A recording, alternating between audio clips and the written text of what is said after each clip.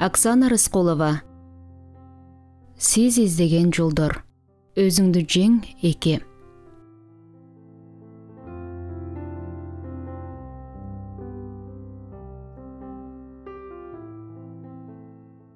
Менин каржылык абалым кандай? Окурманым, каржы боюнча билимдерим менен бөлүшүүдөн мурун сиздин каржылык абалыңызды өзүңүз үчүн аныктап алуу абдан маанилүү. Төмөндөгү тесттен өтүп көрүп, чечим кабыл алыңыз.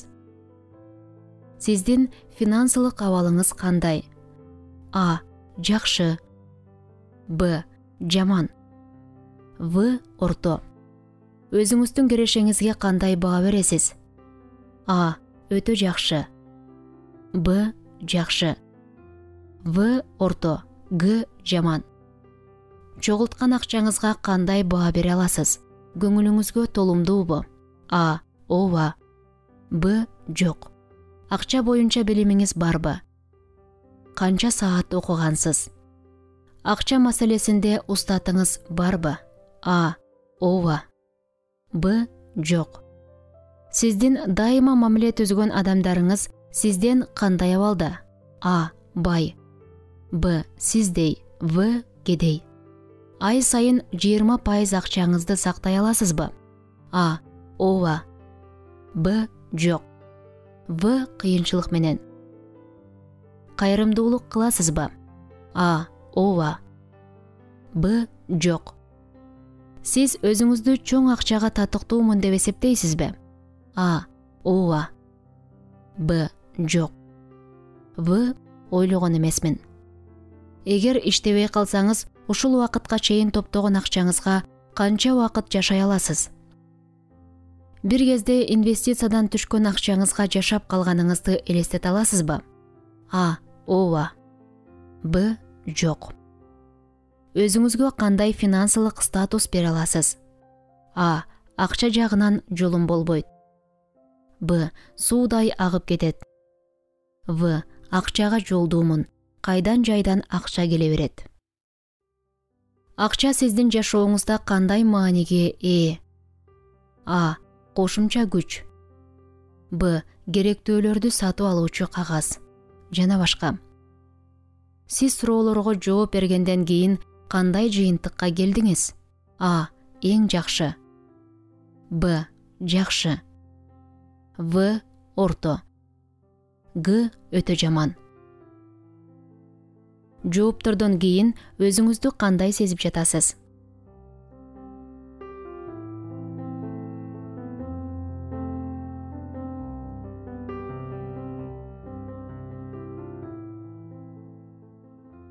Акчаны башкаруунун 5 негизги баскычы. Акча жашоодогу эң маанилүү нерсе эмес, бирок акча жетишпесе, акчага мамиле жасоону билбесек, анда ошол эң маанилүү маселеге айланат. Мисалы, машинаны айдоону үйрөнүп алсак, кандай жол болбосун өз эрежелерин сактап, унааны башкарып кете беребиз. Акча дагы дал ушул сыяктуу.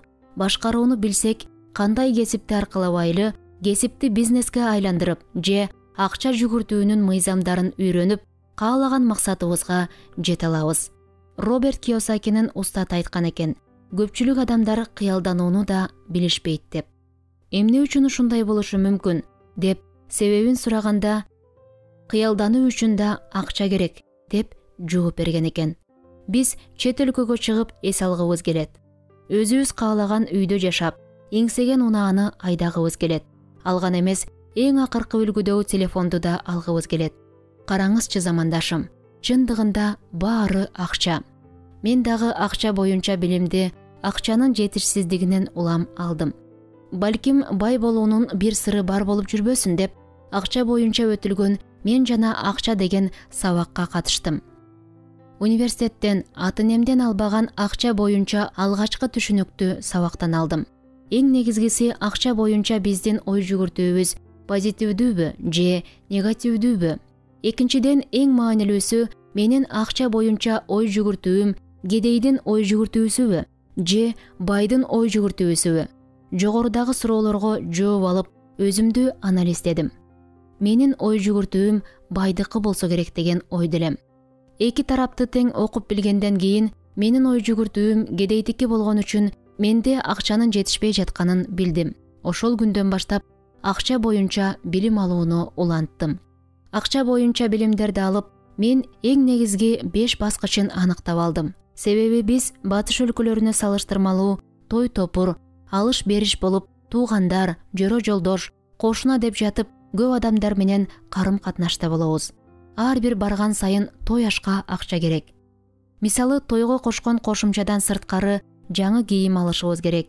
Эски кийимди кийип барсак, мурунку тойдо кийгенбиз да. Транспортко акча деп тизмени уланта берсек аябай көп. Ошондуктан алган билимимдин кээ бир формулалары иштебей калды. Ал баскычтар туура келбегени үчүн жана өзүм пайдаланбаган бөлүгүн алып койгонго туура келди. Биринчи баскыч. Акча бул эмне? Ушул суроого жооп алдым. Акча боюнча билим дүйнө жүзүндөгү эң кымбат болгон билимге кирет экен. Миллион сомдон ашык каражатка 300 сааттан 350 саатка чейинки убактымды акча боюнча билим алууга жумшадым. Акча бул эмне жана кандай кызмат аткарат? Алган кирешени кантип бөлүштүрүү керек? Кандай мамиле жасоо керек? Жооп алдым. Ушул жерден китеп угууну токтотуп, ойлонуп көрүңүзчү. Акча сиз үчүн бул эмне? Сиздин жашооңузда кандай мааниге ээ?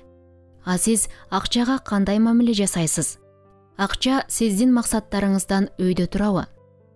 Акчага биз эмгекти, тейлөөлөрдү жана керектүү товарларды сатып алабыз. Тактап айтканда, акчанын болушу үчүн аны колдоно билүү керек.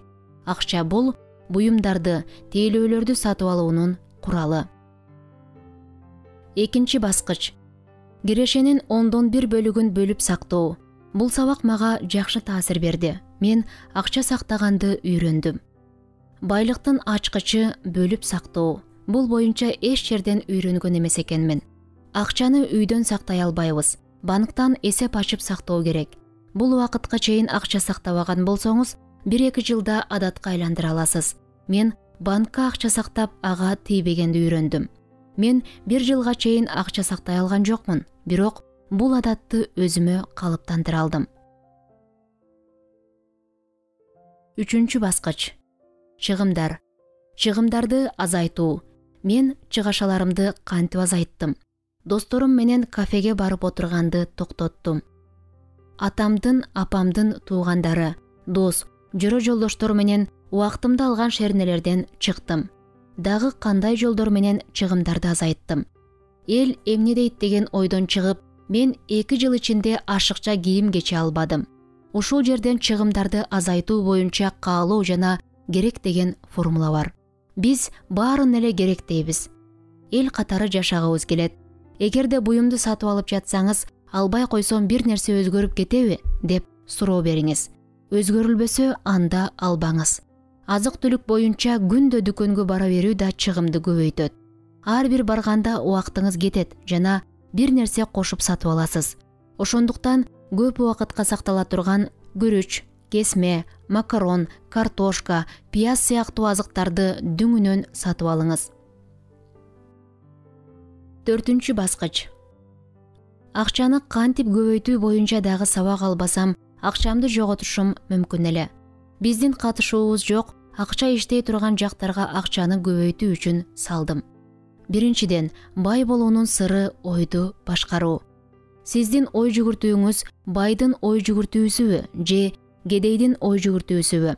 Төмөндөгү бөлүктөрдөн сиз кайсы сүйлөмдөрдү көп колдоносуз жана кайсы багытка киресиз? Аныктап алыңыз. Экинчиден, акча табуу жөндөмдүүлүктү арттыруу. 24 суткада биз 8 саатын иштесек, 24 саатын чыгаша кылабыз. Ар бир жасаган ишибизди мага акча алып келеби деп ойлонуп, убактыбызды туура пайдаланууну үйрөнүшүбүз керек.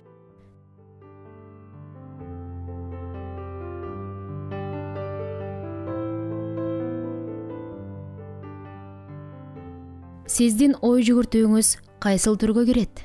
Кедей адам, орто адам же бай адамбы? Кедей адамдын дүйнөгө болгон көз карашы. Бул абдан кымбат.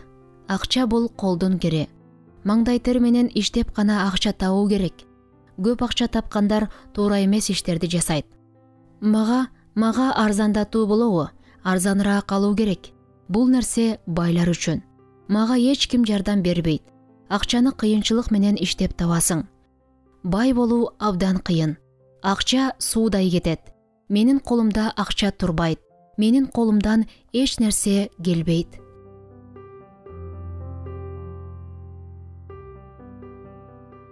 Орто жашаган адамдардын ой жүгүртүүсү. Жакшы акча табуу үчүн катуу иштөө керек. Айлык акысы жогору болгон жумуш табуу керек. Мага да туруктуу айлык акысы бар жумуш керек. Үнөмдөө керек. Бир канча дипломдуу болсом, жакшы акча табам. Мага социалдык коргонуу керек. Жакшы буюмдарды сатып алуу үчүн мен абдан жакшы иштешим керек. Жеке бизнес бул мен үчүн эмес. Акча сактоо абдан тоокелчиликтүү. Акча табуу үчүн талыкпай иштөө керек.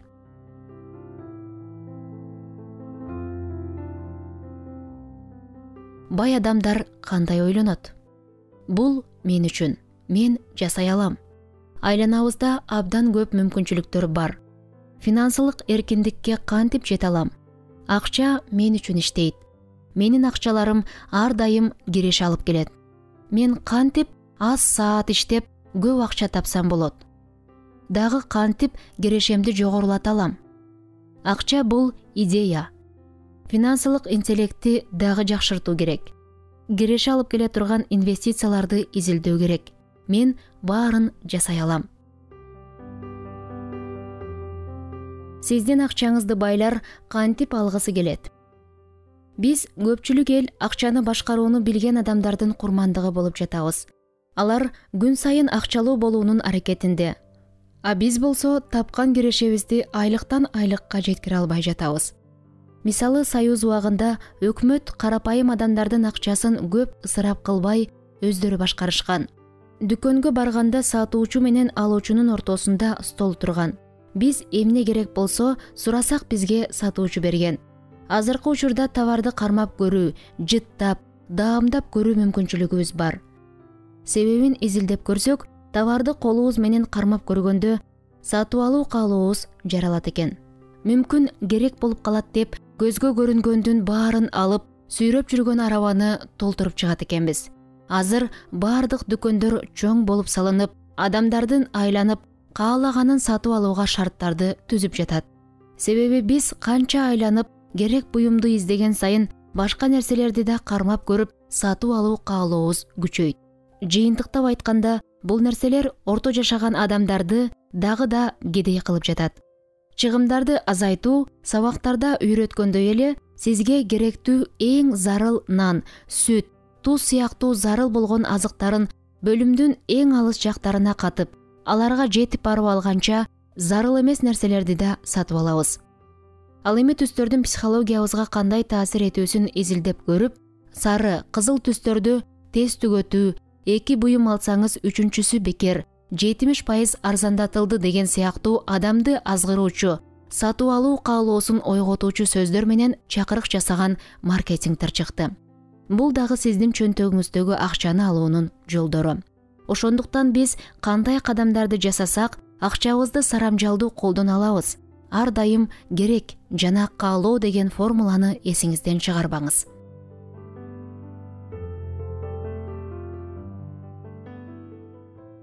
Акчаны бейчекке коротпоонун 3 жолу. Биринчи, сизге эмне керек? Эң зарылын гана жазасыз. Тизмеде жазылгандарга ошол нерсени албасам бир нерсе өзгөрүлөбү деп ар бирине суроо берип чыгасыз. Мисалы, туз албай кое албайбыз. Тузсуз тамак болбойт. Un, кумшекер албай койсоңуз дагы болбойт. Ал эми жаңы кофта сатып албай койсоңуз болот. Эгерде кие турган кийимиңиз болсо, куртка же шуба албай койсоңуз болот. Ошондо сиз эң керектүүсүн гана аласыз дагы, керексиз буюмдардын ордуна банкта алгачкы капиталыңыз чогула баштайт. Экинчи, бир жолу сиз айлык алдыңыз же соода кылып киреше таптыңыз. Кирешенин 1/10 бөлүгүн катып коесуз. Акчаңыздын 1/10 бөлүгүн сактоо бул сиздин байлыгыңыздын башаты. Ушул бөлүнгөн акчалар эң маанилүү чечим. Эгер сизге бул система жакпаса, анда каалаган учурда барып, банктан акчаңызды алып алсаңыз болот. Сиз ушунча жылдан бери жок кылып жүрдүңүз. Сиз ашпозчуга, чач тарачка, өтүкчүгө айтор баарына төлөдүңүз.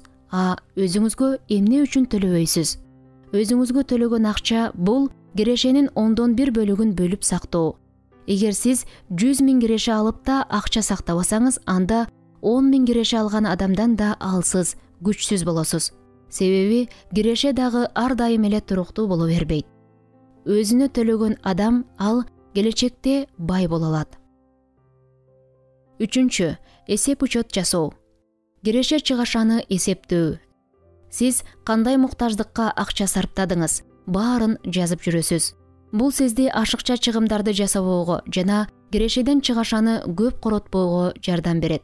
Мисалы, күндүк чыгаша деп күндө жазып эсептейсиз.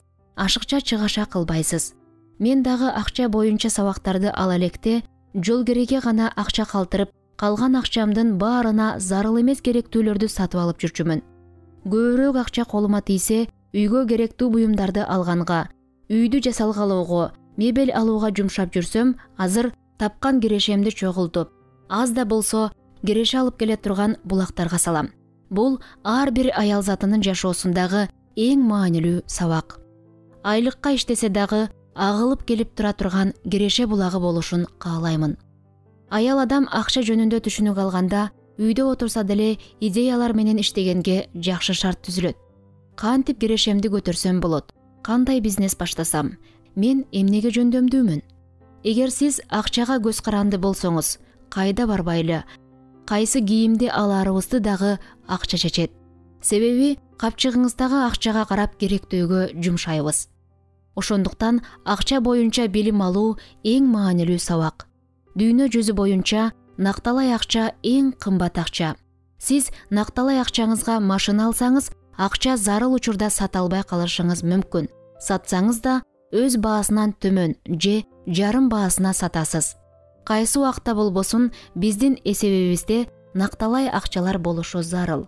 Идеяларды ишке ашырууда жардамы тиет.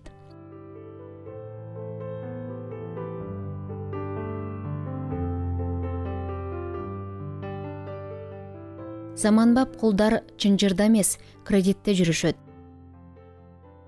Азыркы учурда кредит алуу мүмкүнчүлүктөрү көп. Жана кредит алган адамдар дагы көбөйүүдө. Кредитке карызы бар адам башка өзү сүйгөн жумушка иштей албайт. Себеби бир күн эле иштебей калса, насыя төлөө, насыяга койгон үйү, машина, алтындан кол жууп калышы толук ыктымал. Насыя алуу бул оору деп айтат элем. Эгерде сиз кредит алган адам менен көп баарлашсаңыз, сизге жугуп калуу коркунучу бар. Мен бул оору менен 6 ай дарыландым. Дарылануу каражаты дагы бир топ болду. Себеби устатымдын бул элдет менен алыша албасаң, келечекте сен эч ким боло албайсың деген катуу талабы болду. Мен бул оорудан кантип айыгуумдун эң негизги жолдорун баса белгилеп кетейин. Кредит албайбыз деп кайра эле акча керек учурда алып жатсаңыз, анда сиз үчүн. Насыя деген бул дайыма биздин мээбизде жүрөт жана негативдүү ойго кирет. Эмне үчүн десеңиз, сиз кантип төлөйм, дагы канча ай же жума, жыл бар деп ойлоносуз. Окшоштук окшоштукту тартат, карыз карызды тартат. Биз канчалык кыжаалат болуп, карыз жөнүндө ойлосок, анда карызга бел чебизден бата беребиз. Кредит мээнин чарчашына жана депрессияга алып келет. Эгерде сиз кредит албайм деп төлөп кутулуп, кайра эле барып алып жатсаңыз, бул оорунун белгилери сизде жашайт. Бул оору менен дарылануу өтө маанилүү. Дарылануунун эң эффективдүү жолу акча боюнча билими бар устат менен иштешүү. Мен дагы акча керек учурда кредит алгам. Ал эми устат менен келишим түзүлгөндө, мен анын айткан шарттарын аткарышым керек болгон. Дагы акча керек учурда насыя алышыма уруксат берүүсүн сурангамын. Жок, албайсың деп алдыртпай койду. Устатым менен чогуу колдо бар нерсе менен баштайбыз деп план түзүп, кирешемди көтөргөнмүн. Ага чейин баарын акча чечет деп, үйүмдү күрөөгө коюп, көп суммадагы кредит алып жүрчүмүн. Адам качан бактылуу боло алат? Эч бир карызы жок болсо, үй бүлөсүндө казаны кайнап, балдары ойноп, күлүп отурса, мына ошол бакыт. Ошол үчүн кредит дагы эң чоң тема жана чоң маселе. Насыя алуу боюнча мага жазылган окуучуларым менен жекече иштешем. Окурмандарым менен мындай шарт болбогондугуна байланыштуу мен китебимде да айтууну туура чечтим. Эч качан кредит албаңыз, карыз болбоңуз. Эгерде сиз балдарыңыздын дагы кредит алып карыз болушун каалабасаңыз, анда өзүңүз албай коюшуңуз керек.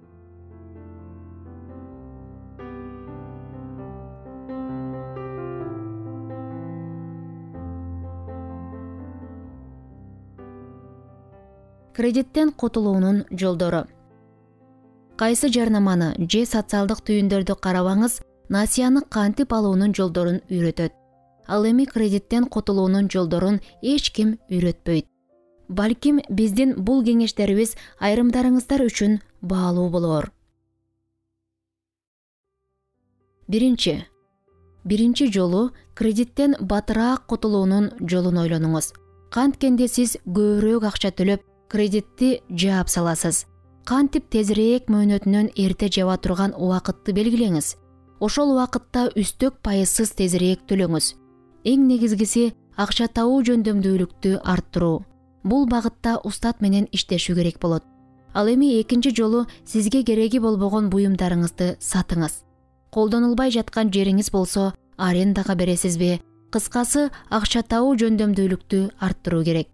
Эгерде сиз кара тизмеге түшүп калсаңыз, анда кубаныңыз. Сиз дагы кредит ала албайсыз. Бирок адамдар бул маселенин дагы жолун табабыз. Башка адамдын үйүн коюп, башка фамилия менен алуу. Кандай учур болбосун, жолун тапсаңыз да кредит албаңыз. Андан сырткары бирөөгө дагы алып бербеңиз. Бир тууган жакыныңыз болсо дагы анын алуусуна кепилдик болуп бербеңиз. Кредит деген сөздү унутуңуз. Кредит алган адамдар менен ал жөнүндө пикир алышпаңыз. Кредит деп оозанбаңыз. Эгерде кредитиңизден сырткары карыздарыңыз болсо, ай сайын бир бааны чыгарыңыз. Акматтан 20 000, Зуурадан 7 000, Ломбардтан 75 000, кредиттен 200 000. Бир айдын ичинде кимге канча акча бересиз, баарын жазып чыгыңыз, аракетти баштаңыз.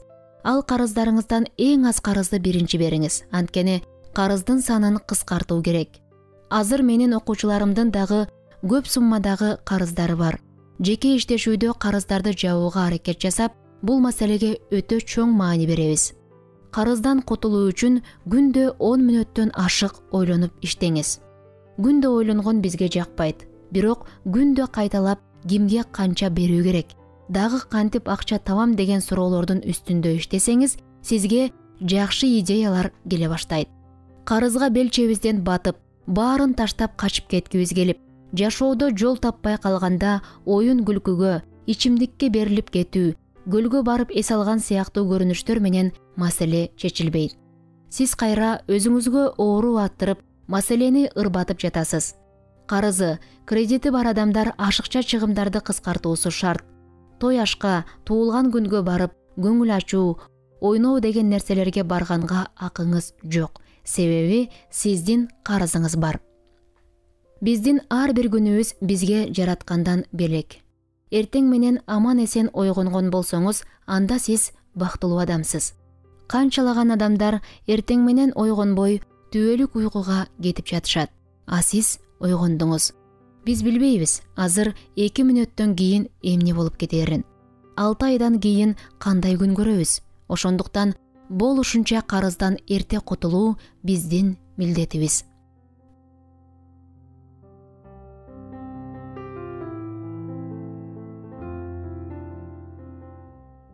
Кантип кирешени 2 айда 2 эсеге көтөрсө болот. Биринчи, акча боюнча билим. Экинчи, план түзүү. Үчүнчү, сатуу сырларын иштеп чыгуу. Төртүнчү, устат менен иштешүү. Бешинчи, жарнама, маркетинг. Алтынчы, өнөр үйрөнүү. Жетинчи, кыймыл аракет жасоо. Сегизинчи, жакшы кийинүү, өзүңдү кароо. Тогузунчу, тартынбоо. Онунчу, концентрация алуу. 11-туруктуу режим. Бул 11 сатуунун сырлары жеке сабакка жазылгандарга жана тайпа менен өтүлгөн тренингтерде кененирээк, тереңдетилип окутулат. Себеби ар кимдин кесиби ар башка, алектенген бизнеси жөндөмү түрдүү болгондуктан ар бириңиздердин кирешеңиздерди кантип көтөрүүнүн жолдорун ойлонуп, тактап чыгуу керек. Биздин кирешебизди эмне көтөрөт? Албетте, сатуу көтөрөт. Эмнени сатабыз? Кантип? Кимге сатабыз? Деген суроолор менен башталат.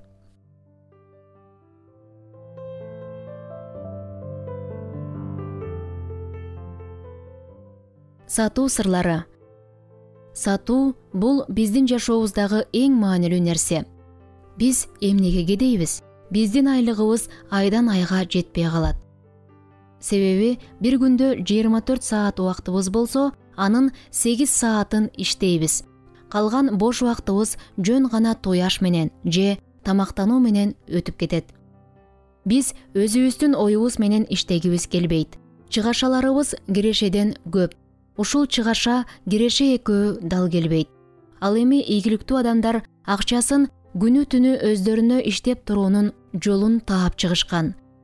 Дайыма бир нерсе сатып жүрүңүз. Мындан сырткары биз өзүбүздү да сатабыз. Эгер сиз бир жерде иштей турган болсоңуз, сиз жетекчиңизге кирип, айлык акыңызды көтөрүп берүү сунушуңузду айттыңыз. Жетекчиңизди сунушуңузга макул кыла алсаңыз, сиз өзүңүздү саттыңыз. Сиз ар дайым өзүңүздүн кызматыңызды же бир нерсе сатып, акчага мамиле жасоону билсеңиз, анда акча боюнча көйгөйлөр жашооңузда көп кездешпейт. Сатуу боюнча кантип, кайсы жерге сатам, эмнени сатам деп ойлонуп жатсаңыз, төмөндө сиз үчүн сатуу боюнча өзүм колдонгон тажрыйбамдан бөлүшөм. Биринчи, сиз эмнени сата аласыз? Өзүңүз ойлонуңуз. Себеби мен дагы устатымдан сабак алганда эмнени сата аларыңды ойлон деп тапшырма берди. Сиз эмнени сатсаңыз болот, тизмесин кагазга жазыңыз. Экинчи, сатуучу спортчу сыяктуу болуш керек. Спортсмен күндө белгилүү бир убакытка чейин машыгып турат. Ошол сымал сатуучуда күндө сатуу боюнча машыгып туруусу зарыл. Соодасы начар адамдын машыгуусу да начар. Тажрыйбасы жок. Бир ишке ашыкпаган адамдын соодасы дагы жүрүшпөйт. Оңой сатууну билүү үчүн күндө сатуу менен тажрыйба арттыруу керек. Сиз 1000 жолу сатсаңыз, жаңы, тажрыйбасы жок сатуучусуз. Эгерде сиз 10 000 жолу сатсаңыз, анда күчтүү мастерсиз. Эгерде сиз китеп сатсаңыз, күндө ар кимге сунуштай бериңиз. Сиз качан 10 000 жолу сунуштап сатып калганда гана сатуунун эң мыкты сырларын үйрөнгөн болосуз. Бул жашоодо эң бай адамдар бул сатуучулар. Миллионерлер да сатуучу болуп байышкан. Сатуучунун дагы сөзсүз сатуу боюнча акчаны кантип туура колдонууну билген устаты болушу шарт. Өзүңүз жалгыз өнүк албайсыз. Устатсыз биз эч ким эмеспиз. Үчүнчү, азыр ала тургандай кылып сатуу керек. Сиз сунуш кылып жатканда кардар сатып алуу чечимин ошол убакта сатып алгыдай кылып товарды сунуштоо керек. Биз велосипед тебүүнү үйрөнгөндө бат эле үйрөнүп кеткен эмеспиз да. Жыгылабыз, кайра турабыз. Ошол сыяктуу акчабызды жоготобуз, кайра ордуна коюп, кирешени көбөйтөбүз, анан үйрөнүп кетебиз. Төртүнчү, сатууну көчөткө салыштыруу керек. Биз бир көчөттү отургузгандан кийин 3-4 жылда ал мөмөсүн бере баштайт. Биринчи мөмөсүн алгандан кийин кыркып салбайбыз да. Ошондой эле сатууну да кардарга сунуштагандан кийин алаканы үзбөш керек. Кантип ошол кардарды кармап калуу керек? Ойлонуңуз. Кардарлар базасын түзүңүз. Кардарлар база түзүүнүн жолдорун ар кимдин өз бизнесине жараша сырлары бар. Бул жеке сабактарда жана тренингтерде кененирээк берилет. Бешинчи, социалдык тармактар. Дүйнөлүк бизнесмендердин катарын толуктаган Джек Ма айткандай, акыркы 10 жылда интернет желеси нефтиден да абдан кымбат зарыл болот экен. Ошондуктан сиз азыр социалдык тармактар менен иштөөнү өнүктүрүшүңүз керек. Алтынчы, мактоо. Кардарга комплимент айтып, аны сүйлөтүңүз. Сиз сатууда дарыгерге окшош болуңуз. Кардарга эмне зарыл, каалоосу, табити кандай? Өзүңүз жөнүндө компаниянын тарыхын, ийгилигин айтып баштасаңыз, ал үчүн кызыктуубу? ушул суроого жооп берип ойлонуңуз. 7. Кандай кыйынчылык болсо дагы кардарды алдап сатпаңыз. Сиз саткан товарды кардар ыраазы болуп алышы керек. Ар дайым чынчыл болуңуз. 8. Кедей болгондон көрө күлкүлүү бол. 9. Ийкемдүү болуу. Дүйнө өзгөрөт, биз өзгөрбөйбүз. Ийкемдүү болуу сатууга чоң жардам берет.